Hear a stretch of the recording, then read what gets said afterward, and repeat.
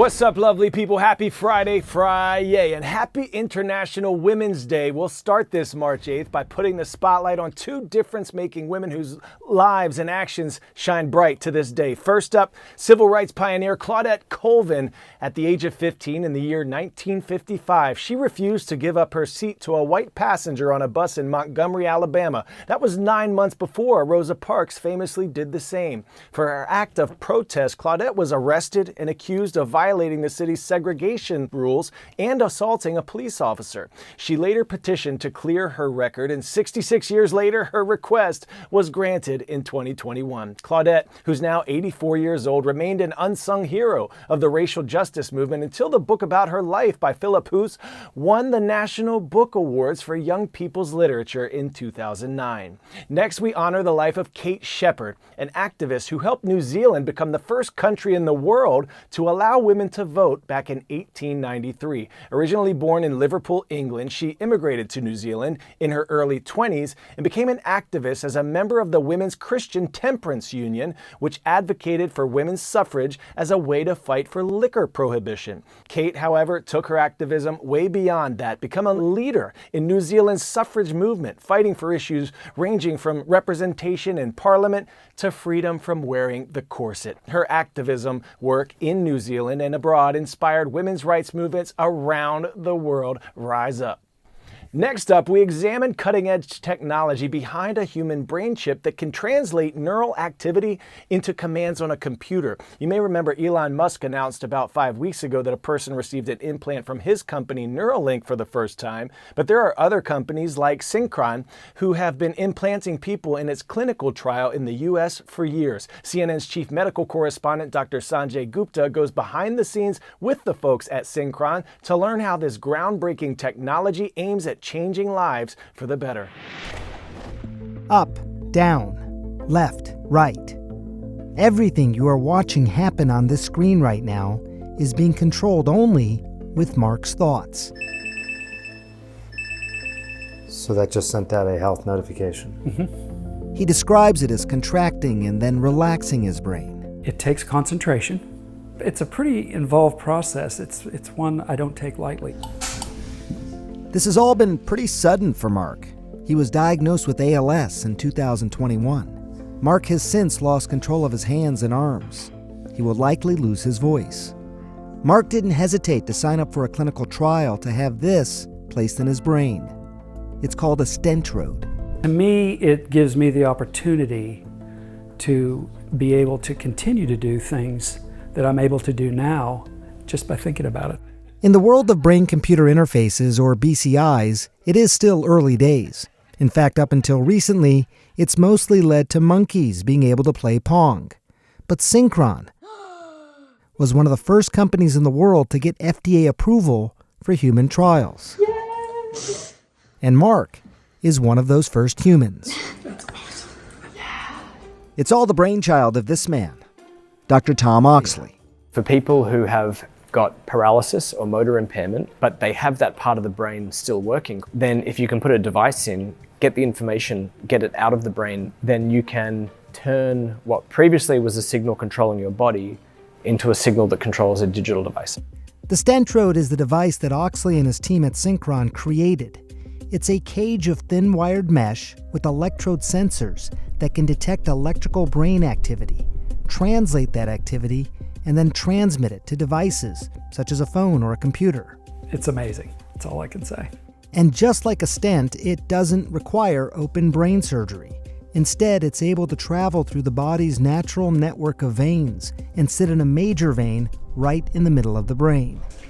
Our brains have billions of neurons firing electrical impulses that control our movements, everything from shaking hands to taking a step.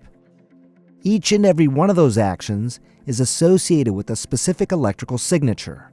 The Stentrode, which again sits right here around that area of the brain responsible for movement, learns to recognize those specific electrical patterns and essentially creates your own personalized dictionary of movement.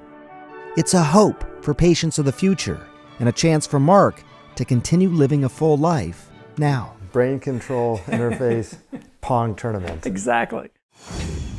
Pop quiz hot shot. Which president was the first to call his annual speech to Congress a State of the Union address? Martin Van Buren, George Washington, William Howard Taft, Franklin D. Roosevelt. FDR doesn't just stand for factually definitely right, it also stands for Franklin D. Roosevelt, the first president to refer to the annual address to Congress as the State of the Union. It became official in 1947, though, under President Harry Truman. President Joe Biden delivered his State of the Union speech last night, a high-stakes moment as he's preparing to face former President Donald Trump in a likely rematch in the general elections in November. Trump and Biden dominated their respective Super Tuesday races this week, while two of their respective party rivals, former UN Ambassador Nikki Haley on the Republican side and Representative Dean Phillips on the Democrat side, both ended their campaigns. We'll show you some key points from President Biden's address and break down how both sides of the political aisle are responding to the State of the Union on Monday's show, but there's some other political news worth touching on today.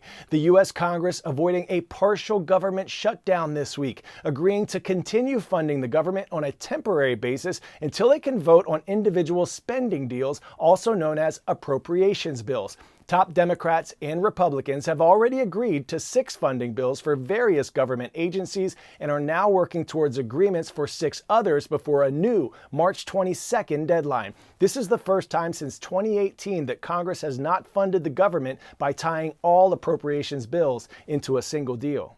Next up, the oldest dead galaxy ever observed. It was spotted with the James Webb Space Telescope, and astronomers and researchers say that this galaxy existed when the universe was only about 700 million years into its current age of about 13.8 billion years. So, what is a dead galaxy? It's essentially a galaxy that no longer has the ability to form new stars because there isn't enough gas that's needed to create them. Some factors that can cause the gas to disappear or dissipate are a supermassive black hole, stars violently interacting, and new stars consuming all the remaining gas when they're born. The astronomers and researchers observing this newly discovered dead galaxy have been left puzzled, and they're still trying to uncover the reason the stars there lived fast and died young more than 13 billion years ago.